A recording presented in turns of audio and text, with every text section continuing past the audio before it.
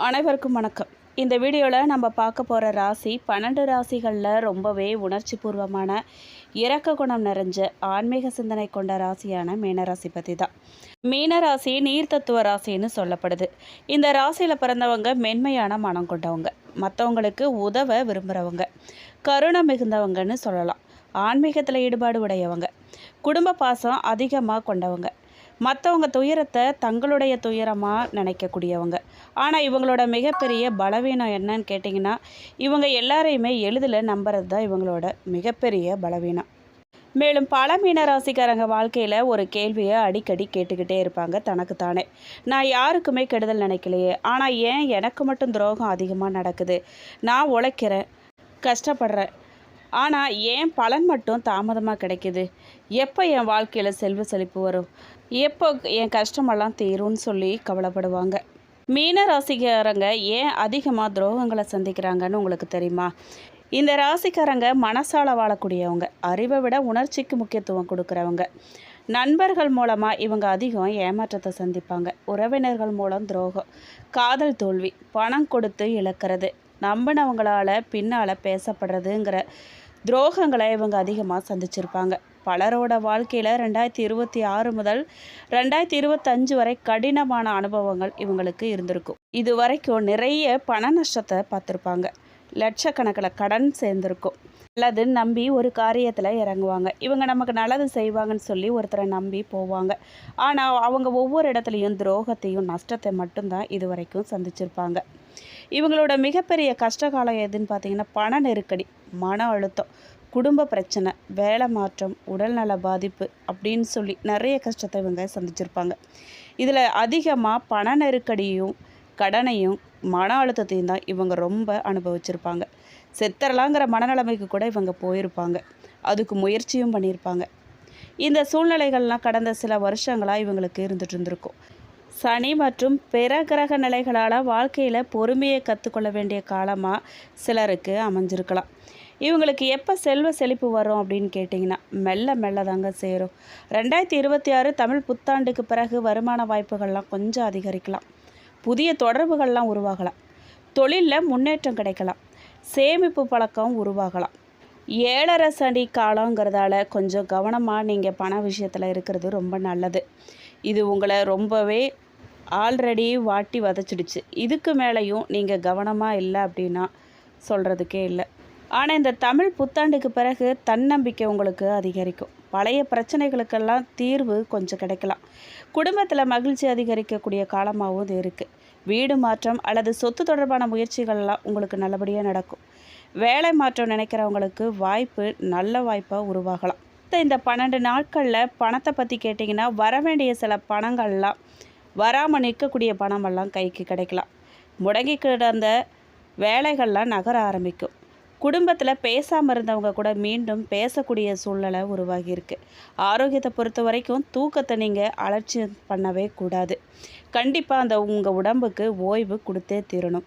நீங்கள் வேலை இருக்கோ இல்லையோ, ஆனால் ஓடிட்டே இருக்கக்கூடியவங்க நீங்கள். பல மீனராசிக்காரங்க ஓய்வு ரெஸ்ட்டுங்கிறத பார்த்துருக்கவே மாட்டாங்க. வேலை இருந்தாலும் சரி, இல்லைனாலும் சரி, வேலை இல்லை இன்றைக்கி ரெஸ்ட் எடுக்கலாம் அப்படின்னு நினச்சிட்டு இருந்தாங்கன்னா தானாக 4 வேலை சேர்ந்து அவங்களுக்கு வரும். அந்த மாதிரி சூழ்நிலையில் நீங்களாகவே கொஞ்சம் நேரத்தை ஒதுக்கி ஓய்வு எடுத்துக்கணும். மாணவர்களை பொறுத்த வரைக்கும் படிப்பில் கவனம் செலுத்தினா நல்ல பலன் கிடைக்கும். பணவரவு எப்படி இருக்கும் அப்படின்னு கேட்டிங்கன்னா, 2026 நடுப்பகுதிக்கு பிறகு கூடுதல் வருமான வாய்ப்பு இருக்குது. 2வது வருமானம் கிடைக்க சிலருக்கு காலங்கள் கணிஞ்சு வரும். சிறு முதலீடெல்லாம் உங்களுக்கு லாபம் தரக்கூடியதாக இருக்கும். தொழில் வளர்ச்சி உண்டாகும். ஆனால் தேவையில்லாத கடன் வாங்கிறத நீங்கள் கண்டிப்பாக தவிர்த்தே ஆகணும். முதல்ல ஆரம்பத்துலேருந்து இப்போ வரைக்கும் அந்த கடன் பிரச்சனையை பற்றி மட்டும்தான் நான் அதிகமாக சொல்லியிருக்கேன். கடன் வாங்கிறத கண்டிப்பாக தவிர்க்கணும். தேவைங்கிறது எல்லாருக்குமே இருக்குது.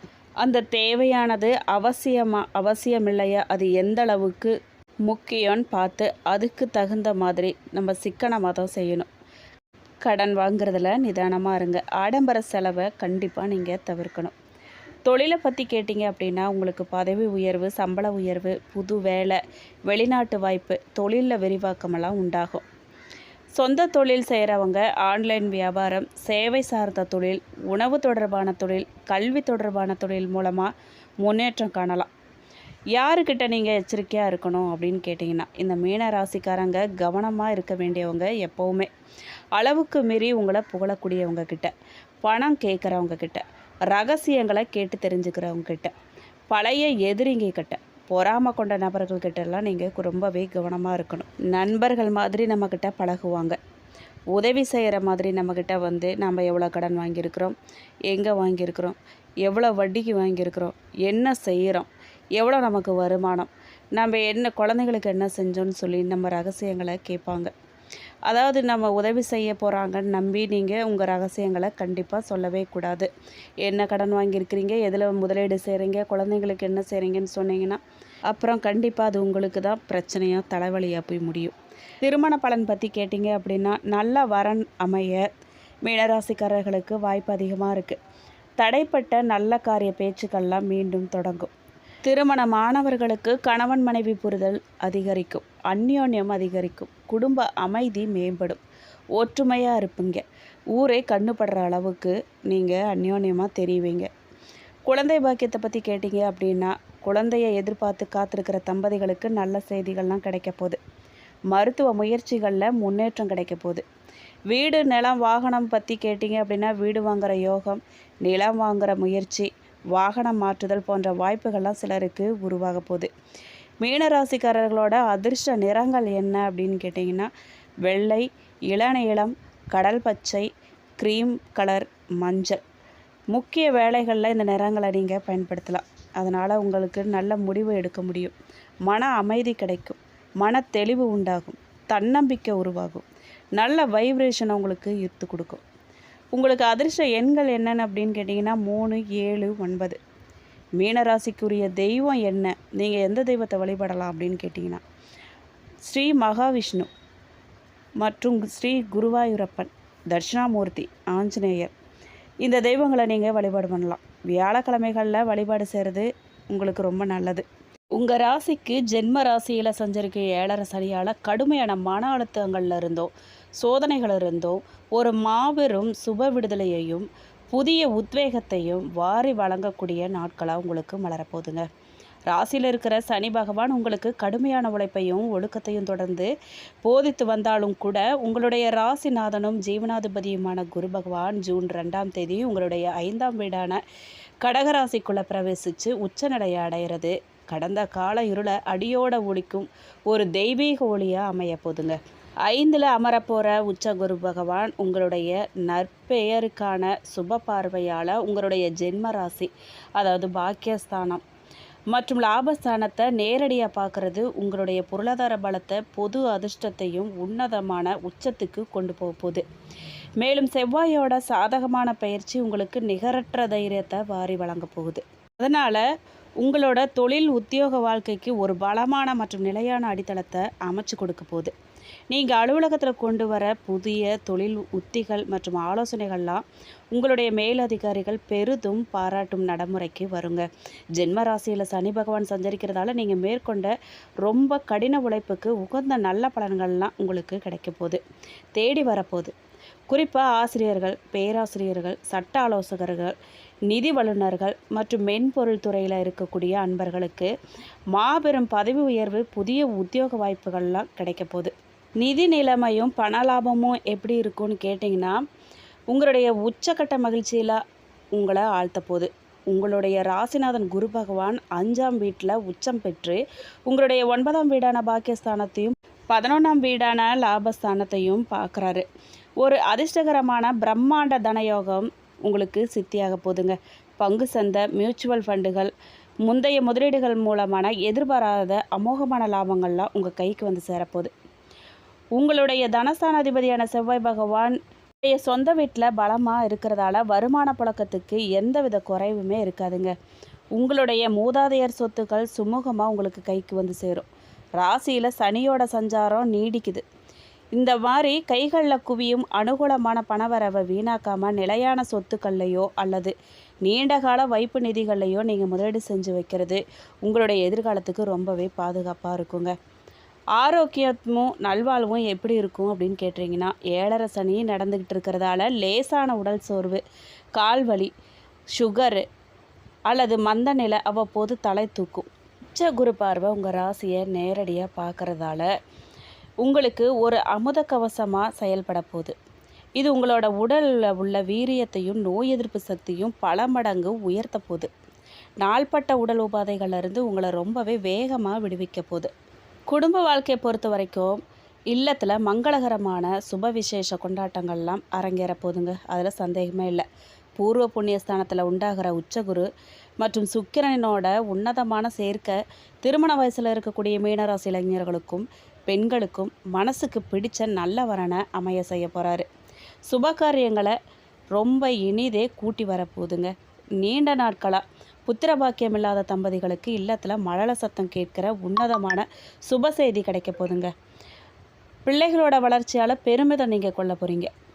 இல்லத்தில் கொஞ்சம் நிதானத்தை நீங்கள் கடைப்பிடிக்கிறது ரொம்ப அவசியங்க. வீடு அல்லது சொத்து விவகாரங்களை லேசான பிடிவாத குணம் காரணமாக குடும்ப உறுப்பினர்களிடையே கருத்து வேறுபாடுகள்லாம் வர வாய்ப்பு இருக்குது. நீங்கள் கொஞ்சம் கவனமாக இருந்துக்கோங்க. உங்களுடைய தாயாரோட உடல் ஆரோக்கியத்தில் கொஞ்சம் கூடுதல் அக்கறை நீங்கள் செலுத்துறது ரொம்ப நல்லது. அவங்களோட வீண் வாக்குவாதங்களை நீங்கள் ஈடுபடவே கூடாதுங்க. அதை நீங்கள் கண்டிப்பாக தவிர்க்கிறது தான் நல்லது.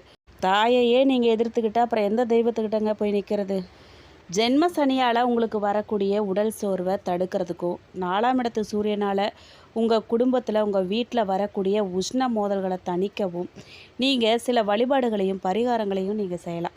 தட்சிணாமூர்த்தி வழிபாடு செய்யலாம். உங்களுடைய ராசிநாதனான உச்சகுருவோட முழுமையான சுபயோக அனுகூலங்களை வாழ்நாள் முழுவதும் நீங்கள் தக்க வச்சுக்கிறதுக்கு வியாழக்கிழமைகளில் மஞ்சள் நிற மலர்களால் ஸ்ரீ தட்சிணாமூர்த்தி சுவாமிக்கு அர்ச்சனை செஞ்சு வழிபாடு செய்கிறது, ஏழை மாணவர்களுக்கு கல்விக்கு நீங்கள் உதவுறது உங்களுக்கு நிறைய நன்மைகளை கொண்டு வந்து சேர்க்குங்க. ஸ்ரீ சனீஸ்வரர் வழிபாடும் சிவ வழிபாடும் நீங்கள் மேற்கொள்ளலாம். ஜென்ம சனியால் வரக்கூடிய மன அலைச்சல்கள் நீங்கள் சனிக்கிழமைகளில் சிவபெருமான் கோயிலுக்கு அல்லது நல்லெண்ணெய் தீபம் ஏற்றி வழிபாடு பண்ணிட்டு வாங்க. மகா மிருத்யுஜய மந்திரத்தை பாராயணம் செஞ்சுட்டு வாங்க. உங்களுக்கு தேவையில்லாத அலைச்சலையும் மன அழுத்தத்தையும் குறைக்கும். இது சூரிய நமஸ்காரம் கண்டிப்பாக பண்ணுங்கள். ஜூன் 15க்கு பின்னாடி 4ஆம் இடத்துக்கு சூரியனால் உங்கள் குடும்பத்தில் வீட்டுக்கு வரக்கூடிய சச்சரவுகள்லாம் நீங்கி தாயாரோட உடல் ஆரோக்கியம் மேம்படுங்க. அதிகாலையில் சூரிய நமஸ்காரம் செய்கிறது, சூரிய தேவருக்கு தூய நீர் அர்ப்பணித்து அர்க்கியம் வழிபாடு செய்கிறது உங்களுக்கு ரொம்ப நல்லதுங்க. புரட்டாதி நட்சத்திரம் 4ஆம் பாதக்காரர்களுக்கு தனலாபம் கிடைக்குங்க. அடுத்தவங்களுக்கு உதவி செய்கிறதுல ஆர்வம் காட்டுவீங்க. நீங்கள் நோய்கள்லாம் நீங்கள் போதுங்க. உடல் ஆரோக்கியம் மேம்படுங்க. எதிர்பாலினத்தரால் செலவு உங்களுக்கு ஏற்பட வாய்ப்பு இருக்குது. கவனமாக இருங்க. கோபத்தால் சில்லறை சண்டைகள்லாம் ஏற்படும். கொஞ்சம் எச்சரிக்கையாக இருந்துக்கோங்க. பணவரத்து கண்டிப்பாக கூட போதுங்க. காரிய அனுகூலம் உண்டாக போகுது. உத்திரட்டாதி நட்சத்திரக்காரர்களுக்கு தொழில் வியாபாரத்தில் இருந்த மந்த நிலையெல்லாம் மாறப்போகுது. விற்பனை அதிகரிக்க போகுது. வார இறுதியில் பழைய பாக்கிகள்லாம் வசூலாகிறதுல வேகமாக இருக்க போகிறீங்க. உத்தியோகத்தில் இருக்கிறவங்க புத்தி சாதுரியத்தால் வேலைகள்லாம் திறமையாக செஞ்சு பாராட்ட பெறுவாங்க. பதவி உயர்வெல்லாம் உங்களுக்கு கிடைக்கலாம். ரேவதி நட்சத்திரக்காரர்களுக்கு குடும்பத்தில் நிம்மதி காணப்படுங்க. கவலையே படாதீங்க. விருந்து நல்ல நிகழ்ச்சிகள்லாம் நீங்கள் குடும்பத்தோடு கலந்துக்க போகிறீங்க. மகிழ்ச்சி அடைய போகிறீங்க. கணவன் மனைவிக்கிடையே இருந்த கருத்து வேற்றுமையெல்லாம் நீங்கி அந்யோன்யம் அதிகரிக்க போதுங்க. குழந்தைகளோட செயல்களால் நீங்கள் பெருமை அடைய போகிறீங்க. உதவி கேட்டு உங்களை நாடி வரவங்களுக்கு நீங்கள் தேவையான உதவிகளெல்லாம் செய்ய போகிறீங்க. பரிகாரமாக நீங்கள் ருத்ர ஜபம் செய்கிறதும் குருவுக்கு வியாழக்கிழமைகளில் கொண்டக்கடலை நிவேதனம் செஞ்சு வணங்குறதும் உங்களுடைய வருமானத்தை உயர்த்துங்க. மன அமைதி கிடைக்கும். அதனால் இதை நீங்கள் செஞ்சு பாருங்கள். இந்த வீடியோ உங்களுக்கு பிடிச்சிருக்குன்னு நான் நம்புகிறேன். கண்டிப்பாக வீடியோவுக்கு லைக் பண்ணுங்கள்.